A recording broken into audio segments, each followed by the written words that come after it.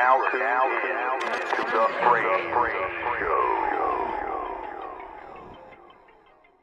What's up, everybody? This is the world famous CJ the producer, and I'm here with the man, the myth, the legend, Mr. FrameZ.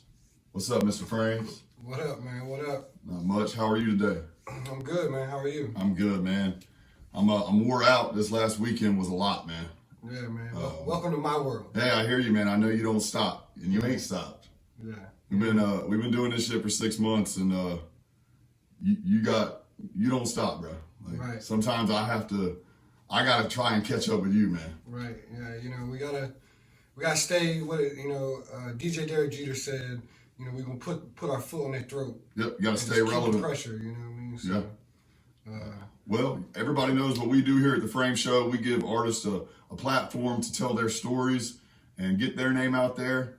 But we ain't heard your story too much. We get bits and pieces here and there on the podcast, on all the shows. Right. But I think it's time for everybody to hear Frame's story. Yeah, man. I've actually been looking forward to today. Yeah. Just because, I always, give the artist a chance to, say what's going on, how they did what they did, and how they came up, where they came from.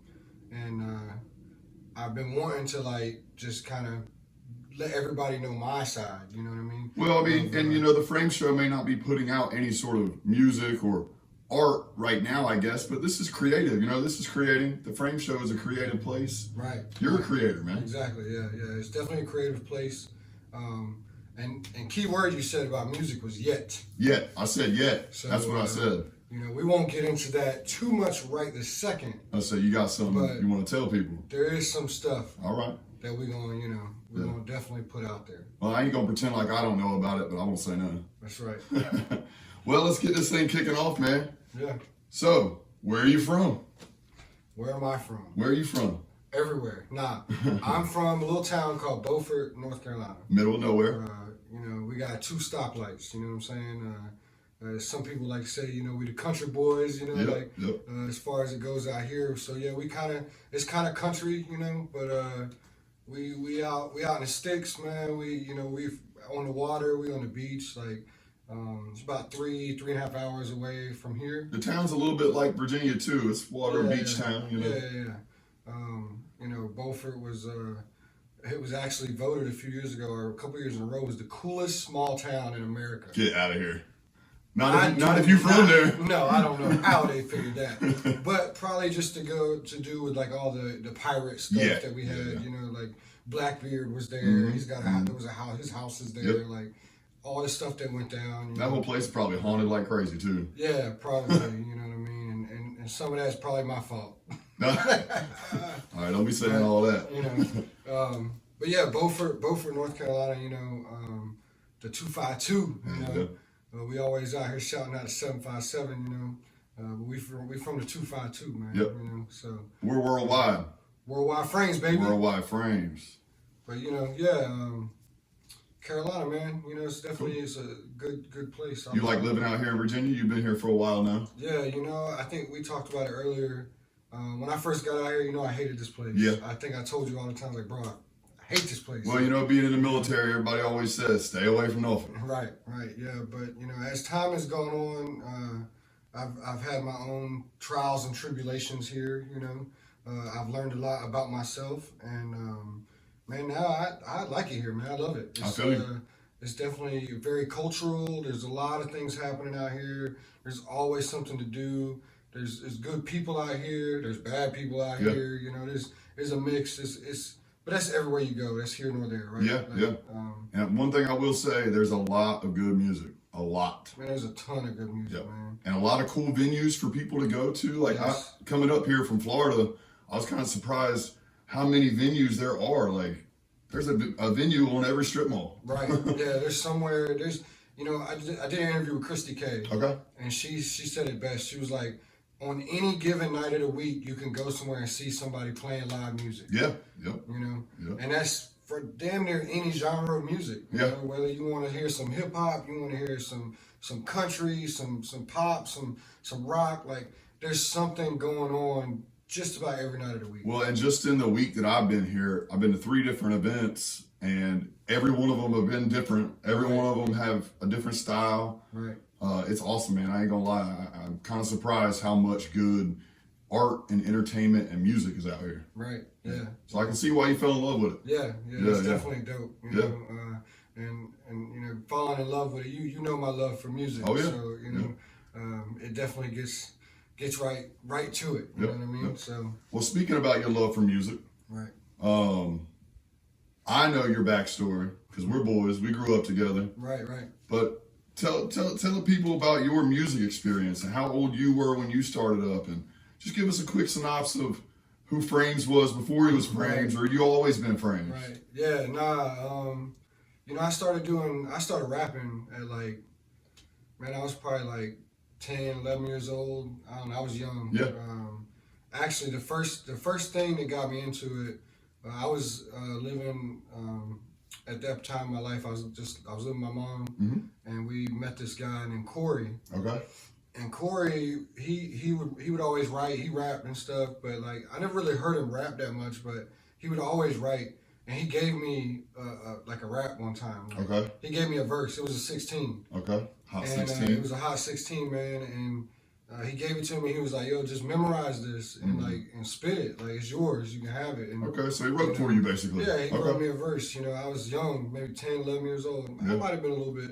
It might have been like 12, maybe. Okay. But so when he gave me that, and I just started everywhere I went, like I would spit that verse. Okay. You know what I mean? Just getting it stuck in your Like, brain. yeah, and like it was dope. You know what I'm saying? And it was kind of dark and whatever, but like doing that over and over and like meeting more people, right? It just got to the point where it's like, okay, I know this joint and I'm really well at doing this. People are liking it, right? Right, so right. why not try to write myself? Write your own stuff. Write my own stuff. Okay. You know, like really do this. You know. In the meantime of all that, we was always freestyling. Right. You know, off the top, not just write a verse, memorize these lines, throw these lines together. It was literally off the top freestyle, you know, like hanging with the boys or whatever. Just sitting around talking shit. Yeah, you know what I mean? And so that's, you know, that's how it that's how it really started. You know what I mean? That's what got into me when I was young. You want to tell the people what your name was, your performing name, or? I mean, honestly, then at that time, I don't remember. I don't think I really called myself anything. Okay. But in the mix of all that, me and my brother, Clap, shout out to Clap. Clap.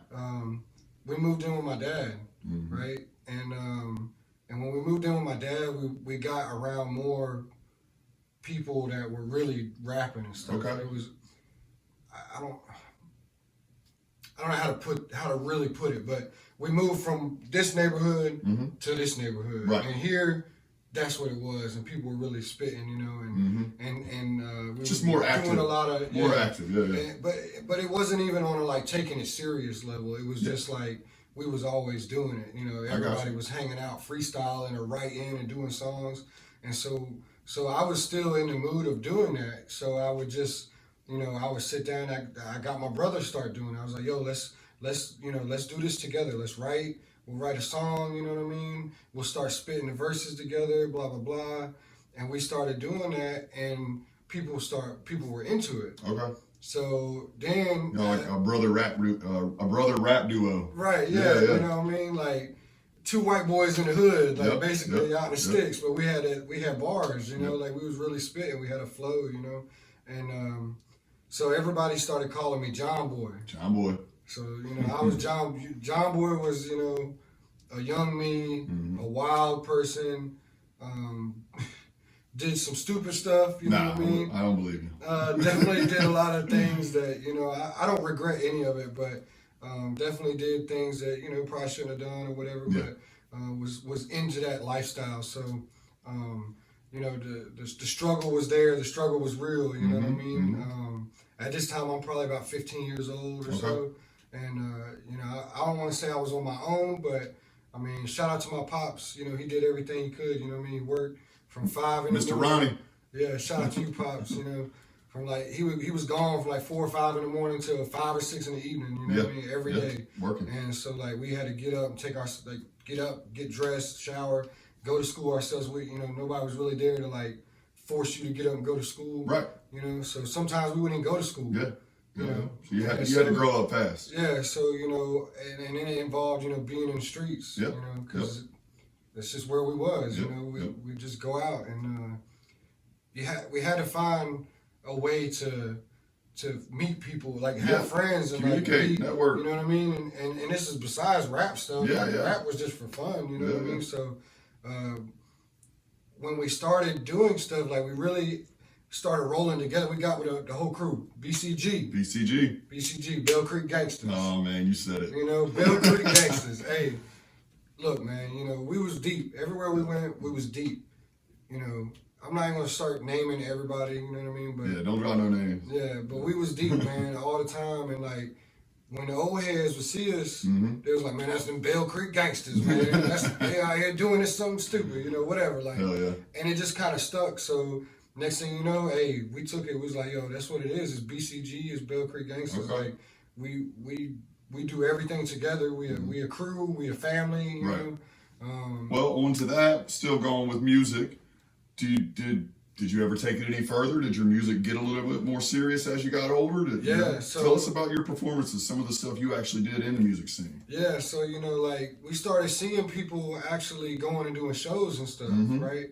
And at this time, we're still just doing it for fun, like it didn't matter. Right. And shout out to Shorty Guns, man. Shorty Guns came through. That's my brother, man. He come through. I remember we picked him up at the gas station.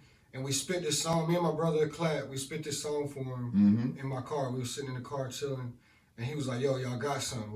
And literally that weekend, we started taking trips to Sneed's Ferry to the studio and went up there and started recording. Yeah. We did a 21 track mixtape. In a couple weeks. It's on Dat Piff if you want to hear it. Yeah, it is. It's on Dat Piff. Y'all go check it out. It's still there. Been there, 10 years? It's been there for like 10 years. 15 years. I think we put that out in like 2006. Maybe 2005. It's on Dat Piff. It's called Bell Creek Gangsters, Welcome to the Creek. Welcome to the Creek. What I'm saying? Hey, welcome to the Creek. And if you know, you know. You know what I'm saying?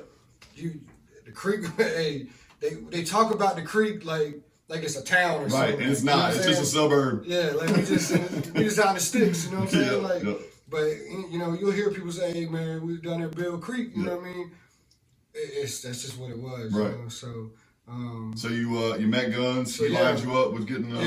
We started going to the studio. We started seeing all these people doing music, and we was like, "Yo, like we could do this." Yeah. Like, so when we got the mixtape done, it was like, okay, what are we gonna do with it? Okay. Right. So we did it.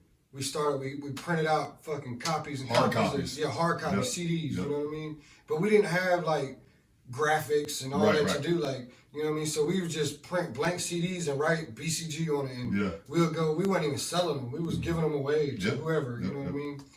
And honestly, we didn't get the response that we thought. Like from what we heard and what people were telling us, our people was like, yo, this is it. Like, you guys doing something. You need to be doing this.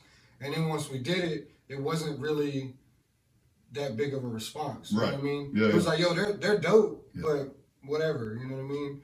So then we're like, okay, well, man, like we all love this shit. Like this is a way to do something else, do something different, to not be in the streets. And get out the creek. And get out of the creek. Get out you know the creek. What I'm saying? Yeah, like, you can't ever get out the creek. Creek's always in you. Yeah, like you can leave the creek, but the creek don't leave That's you. right, that's right. But anyway, so yeah, we doing the shows, and back to Shorty Guns, man, they put together, it was CBE, Capital Business Entertainment. Okay. They put together a neighborhood bash in North River, which was, right around the corner from the creek. So we was like, yeah, we'll do it with you. We went down there, we set up a booth, we had t-shirt, we went and got the iron presses from Walmart, you know what I mean? Like made your own shirts, made all your own stuff. We got white washcloths and ironed on BCG on the washcloths because it was during the summer, it was gonna be hot, like, so it was like, yeah, we got washcloths for the sweat rags, we got t-shirts, we had a snow cone machine, like, you know what I'm saying? I think we went and bought a bunch of watermelons and shit, like. Yo, it was crazy. Y'all were going to make people remember you. Yeah, it was Even crazy. if it wasn't for your music, they're going to be like, that's the dude that had the watermelon. Yeah. But, so we did the neighborhood bash, and when we did that, we met. They had got this guy to come down from Greenville, Dot Jones. At the time, they called him .com. Okay. So he came down to the hood. We called it the hood bash, but it was a neighborhood bash. Yeah. And he performed. Well, when he came down there, he didn't know nobody. Okay. Yeah. You know what I mean? And we were there at our tent. We had the tent set up. It was hot, man. I'm talking. It was hot. Yeah. It was sweating, pouring sweat. North Carolina summer, man. Yeah. So like he was just standing out in the sun. You know what I mean? I Baking. seen he was baking. So we good folks. You know what I'm saying? We from the South. I guess that's what it is. You know. So That's what people tell us. Yeah. You know? So it's like, hey, bro. You know what I'm saying? You can come chill with us if you want. We got a bottle of water or something. You know, you want to chill. So we ended up kicking it, and it just became a friendship there, like, you know what I'm saying? Okay. So then the whole time we're like, okay, well, dang, man, like, he's in Greenville. He's from Greenville. Okay, Greenville. Well, he's not from Greenville, but he was out there. He was going to ECU and stuff, you know? Yeah. So they had a lot of stuff going on in Greenville for artists. So we started going up there, just linking up with him and doing shows and stuff, you know what I'm saying? So all with that, like, now we going to Greenville, we performing, you know, every other weekend or every weekend or whenever we can. You know? And every time we roll out, we're rolling out deep. You know what I mean? Hey, we'll go find whoever and be like, yo, you trying to come to Greenville with us? Like, we'll take you.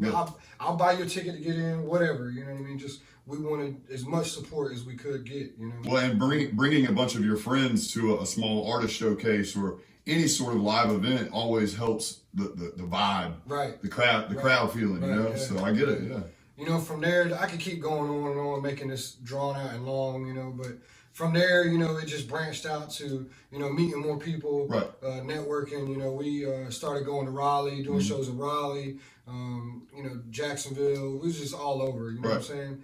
And then it got to the point where we were doing all this stuff, and the people from back home that was from, you know, our town and stuff was like, yo, like, fuck them. Like, they don't fuck with us, you know what I mean? Right. And it was never like that, you know what I'm saying? It was like, it's not that we didn't like anybody from there, but nobody was making moves. Right. You know what I'm saying? And we really wanted to do this. Like, this wasn't a hobby anymore. Now I'm investing money, you know, I'm working jobs, I'm investing money, you know, to put into music and make money to go to these places and do these shows and build our fan base and build everything up. And that's what we were doing. Right on. You know, we got a lot of hate from that. A lot of hate from doing that. A lot of the times coming out of the smaller towns, man, people don't want to see you be successful. No, for real. You know, it is. It is what it is. Yeah. You know?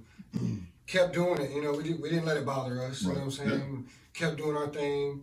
Ended up going, we got nominated for Hip Hop Group of the Year at the Carolina Music Awards in Raleigh. We didn't win, but we did get nominated. Nominated still feels good too. You know what I mean? That was dope. Like two white boys from the sticks out there. Nobody knows. Man, I tell y'all, Beaufort, y'all don't know where I'm at. You don't know where Beaufort is. No one does. So like, it was dope. Like that they even acknowledged us. Right. You know that we were that good. Yeah. But it wasn't. It was, you know, supporters going on and nominating. Hey. You know what I mean? Then we got booked. At this time, just to speed it up, at this time with Dot, we created the Superstar Swag Gang. Okay. Now that was just a coalition of a bunch of dope ass artists. Okay. And we wanted to do something together, like making, you know, a group. It was at the time where like you had Wiz Khalifa and Taylor Gang. So everybody had like their crew that was doing stuff. So we was like, yo, we could do that. You know what I mean? And so we did that. We did a lot of stuff with Superstar Swag Gang. We made a lot of noise with that. And then, you know, we got booked to perform CIAA 2 years in a row. Okay. So 2012 and 2013, we got booked. We got paid gigs to go perform during CIAA, like, which is huge. You know CIAA is the basketball tournament. Yeah, you know, out in Charlotte. You know what I mean? So that was huge. You know, that was a dope feeling. You know what I'm saying? So. All right. Well, kind of staying in the vein of music, but kind of moving on a little bit. Right. When was the last time you worked on music yourself, and are you doing music now? I mean, I know the story that people don't know. You know what I mean? Like, the Frame Show is taking up a lot of your time, so I don't know if you are, but right, yeah, you know. So after doing all those, I think it was after the last CIAA tournament we went to when we performed in 2013. I just realized that, you know, it was a paid gig. It was not a lot. It was like $50. Right. Wasn't a lot of money, but it was a paid gig, right? Money. You know? Yeah, oh yeah. But I was spending, you know, a hotel in Charlotte during CIAA, if you're going to stay out there, is like it was like like $200, almost $300 a night. Yeah, the whole town turns into a party.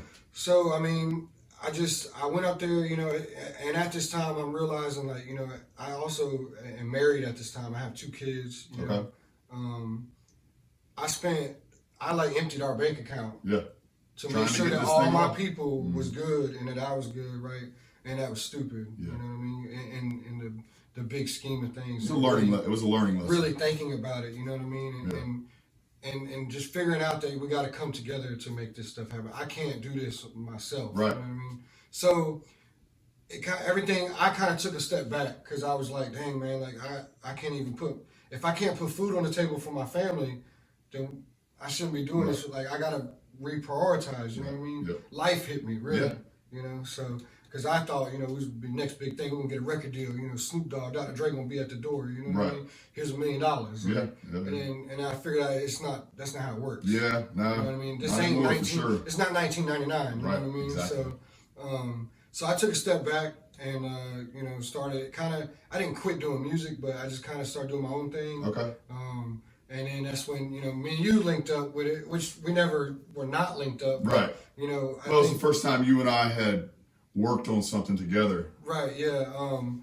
I think that, I had hit you up and I was just like, yo, like, I want to work on it. I want to do a project. Like, let's, I want you to help me with it. You know what I mean? I want to do my own thing. I want it to be a solo. This is oh man, we're getting a phone call right now. Mr. Frames done left his phone on in his own interview. Yo, I'm gonna have to take this real quick, but Yo, Tony, what's good, man? Chillin'. You're not home, are you? Yeah, man, we home. We live on the radio right now, actually. Shooting a podcast there, Tony. Welcome to the Frame Show. You said, huh? We're shooting a live podcast. Welcome to the Frame Show. You're on the line. Thank you for calling in. What's going on, guys? My name's Tony, and I had a question. That's good. What's your question there, Tony? Yeah, I'm just trying to see what's going on with the music scene. Oh, Who's man. up next? Who's up next? The Frame Show. The Frame Show is next. Fucking Oh man, yeah. Hey, I need to grab my jacket. Yeah, bro. Yeah. Not a problem. All right, cool. I'm gonna roll through. All right, yeah. Shoot me a text when you get here. All right, peace. All right, bro.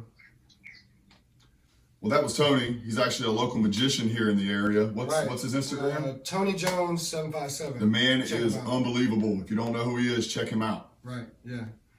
So back to where were we at? Where were we? The work. We were going to work together. Oh yeah, this working week. together. That's right. So yeah, I took a break from music. Then I hit you up. I was like, yo, let's do something. And I had this song that I did by myself. Oh yes. And it was called FrameZ. Swagging in my new frames. Hey. And it was to the karate beat. I think it was Lil Wayne and Future. Yes, it was an industry beat. Yeah. But and it was like, yo, Frames, like, and it just kind of, it was a little play on my name. Well, your last name and the frames thing just lined up perfectly, dude. So we linked up. We started doing the record. We came up with Johnny Frames. Johnny Frames. Yep. So I think both of us have a little like for like the dark side of hip hop, like that grungy shit, that craziness, Mm-hmm.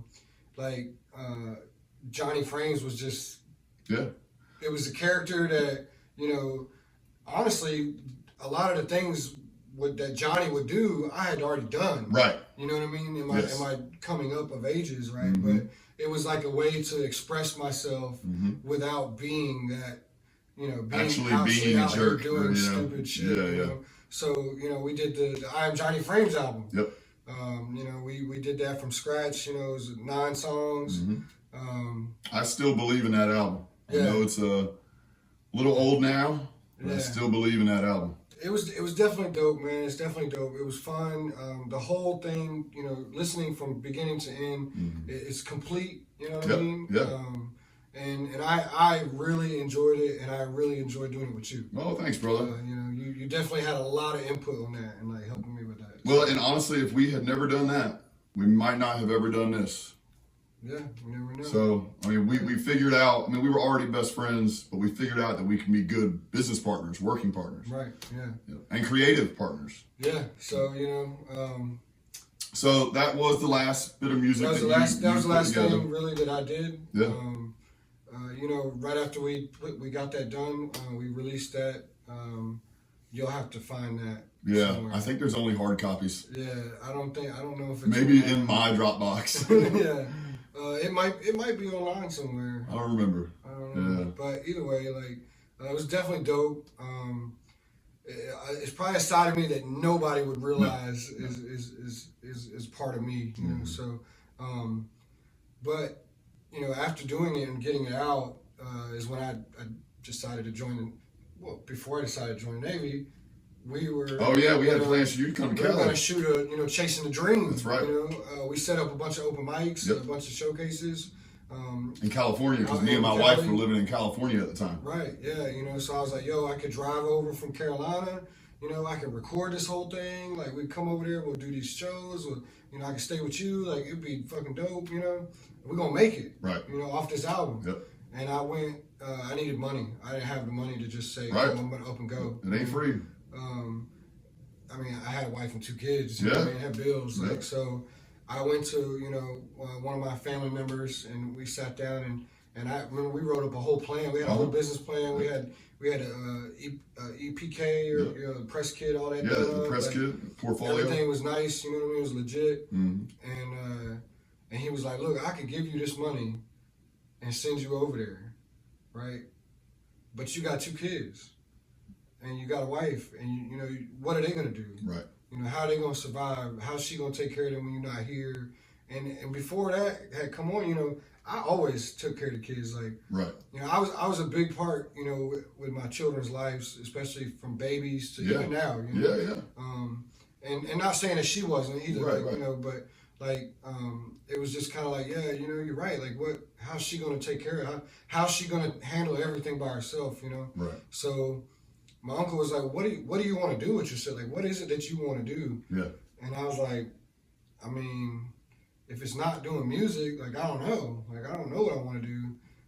At the time, I was stripping and waxing floors. Right. So like, you were chasing the dream for so long, there really wasn't any other vision. So he was like, you need to join the military. Right. And I'm like, man, I was good, blazing, everything. Like, yeah. You crazy? Like, you're crazy. Yeah. I'm not joining no military. Yeah. Get out of here. Like, And then when I sat that night after he basically turned me down, and but told me all my music was great. The whole thing was very professional. He loved it. I sat on the steps out back, and I blazed one up. I was about to say, you smoked your last It was the last one. It was literally the last time I had ever smoked. Yeah. That was 2014, I think. Yep. So your uncle basically reality checked you. Yes, for sure. 2 weeks later, I was at a recruiting office trying to join the Coast Guard. That's right. They denied me. I went and talked to the Navy recruiter. Mm-hmm. 2 years later, fighting with the Navy, I went to boot camp. Here I am, active duty serving. And that's what ended up ultimately getting you here to Virginia. Yes. Yeah. Completely quit doing music at the time. I was like, okay, maybe this isn't for me. Right. You know what I mean? So, I went and I got stationed in Florida. My first duty station. Was down there for like 3 years, ended up getting somewhat into music down there too, because it runs in me. Oh yeah. Music I am music. Yeah, man. You know what I mean? I have a passion for it. So it's hard for me to, even when I turn myself off from doing music myself, you still can't help but be get drawn tied back into it one way or another. Yeah. So I was dealing with some stuff down there in Jacksonville, Duval. Shout out to Duval. Like, I had a good time down there, but and then I got orders to come up here to Virginia. And I came up here and my life got turned upside down. Shout out to Fresh Prince. All right. So the music ends. You're getting your life together. You got a family. You got to be working hard. You kind of, not that you gave it up, but you realized it was going to have to be an extracurricular thing. Couldn't be your main focus in life. moving forward with that. So you did talk about earlier, you started buying your own equipment to start recording, right? Oh yeah, I kind of really skipped all over that. That's all right, though. I'm gonna keep going into it. So I want to get into the podcast stuff now. Okay. How do you know how to podcast?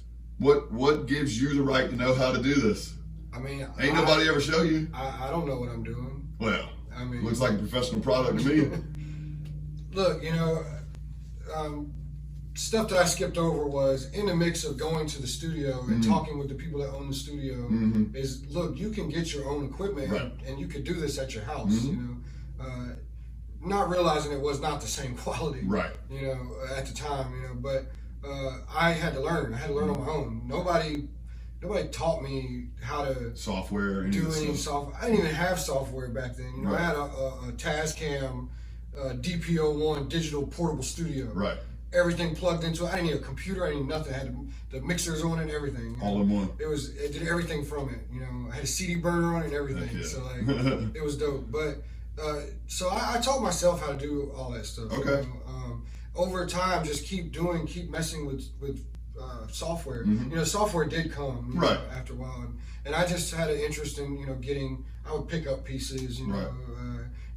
Interfaces or microphones or whatever it might be. And this was when you started getting that equipment. This was before YouTube, so you couldn't even have YouTube to help you. Yeah, YouTube wasn't a thing. No, I couldn't watch no YouTube video to help me figure this out.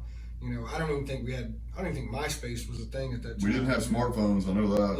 Yeah, so I had to just do it, and learn. And now people would come over that did their own stuff, and hey man, if you do it like this, it'll sound a little bit better, or this makes things a little bit easier. So I did get tips and trips from people, in that community or whatever that I was dealing with, But to get back to the podcast, I already had all this equipment. Right. To record music. You had recording equipment, right? So it was it's not that much different. All we're doing is record. We're recording the tracks. I'm gonna mix the vocals. It's a lot easier. It is to mix the vocals. It is. You know what I mean? Very much.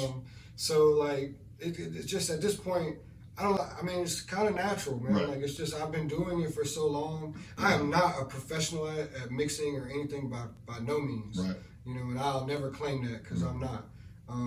I'm always learning new things. But now that there is YouTube and everything, I watch a lot of YouTube videos. I do a lot of mixing myself. I mess with a lot of different effects and stuff, within the software.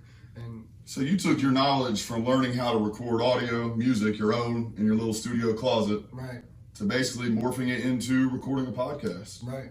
That's pretty impressive, man. I think it's been awesome doing it.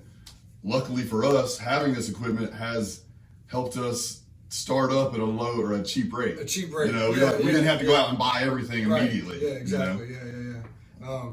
We weren't even supposed to do a podcast. Right. Oh no, it was supposed to be what? A review show, I think we wanted to do a YouTube review show. Two middle-aged white guys that talking just hip-hop. love hip-hop. You know what I mean?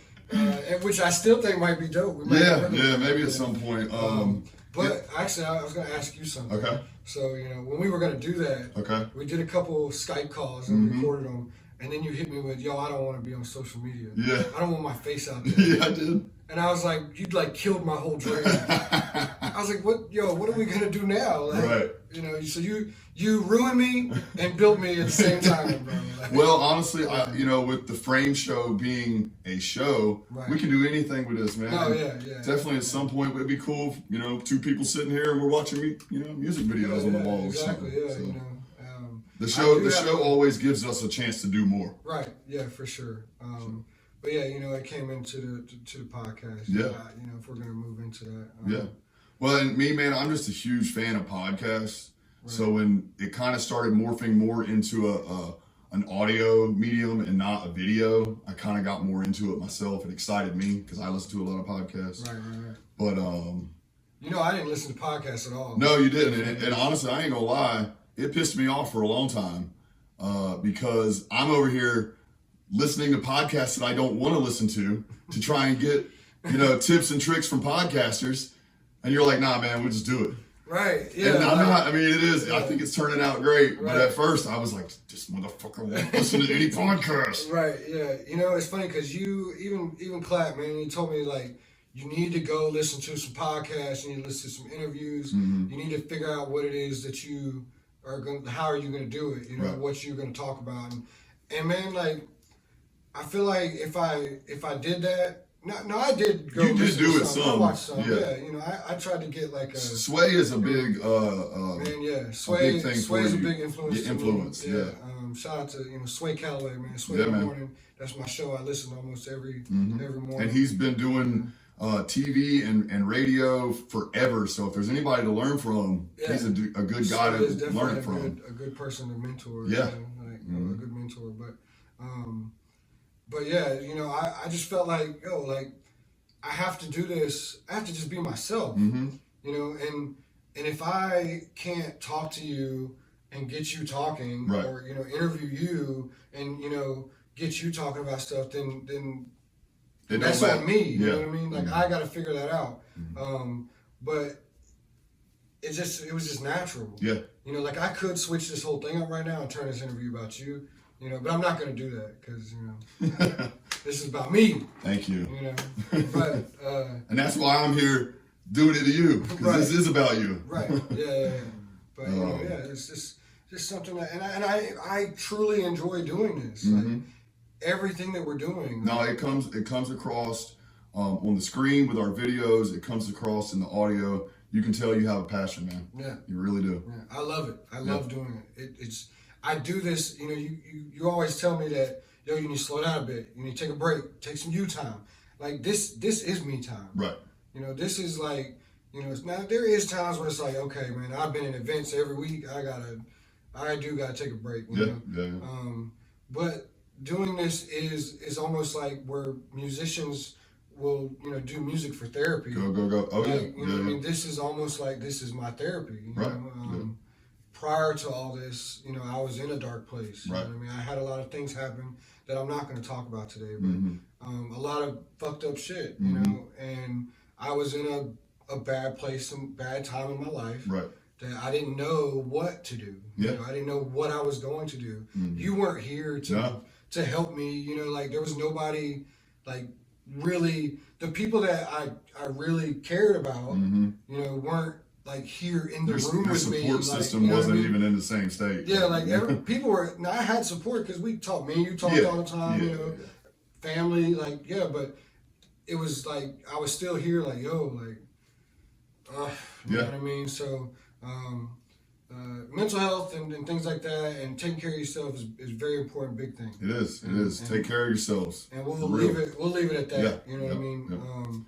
But Well, this definitely helped me through all of it. Yeah, I mean, and, getting that creativity out is a stress reliever. Right. I mean, it Right. feels good to get stuff out, and Right. especially when we get a positive feedback from all the people that are showing us love. Like, Right. it kind of trips me out how much support we get, Right. Yeah. especially two dudes who ain't from here Right. and don't know nobody here. Right. Exactly. Yeah. I know a lot of people here. Now you do. I mean, you're Shout in. out to everybody out here in the 757. And shout out to everybody that I met this weekend. I'm not sure when this podcast is coming out, but Vibe Fest was just 2 days ago. Shout out to everybody that met me there. You're all amazing people. Keep up doing what you're doing. Right. Well, let's take a break. When we come back, we'll talk about what we did this weekend, and we'll see what your feelings were on the Vibe Fest. Yeah. We still got a lot to talk about. Oh yeah. This is gonna be a long podcast. All right. We'll be right back. Peace.